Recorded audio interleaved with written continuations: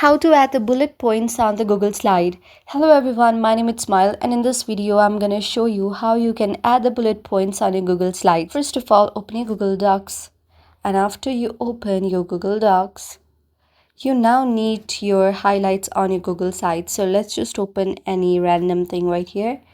So you can see that here in the down right section there are many options of B, I, and there is also a tick option, bullet option, and also numbering option.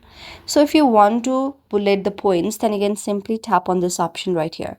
Now if you write any new points, then the bullet will be automatically visible, and if you want it to stop, then just tap it again here and it will stop. You again want to insert the bullet points, just tap here and the bullet will be just visible again.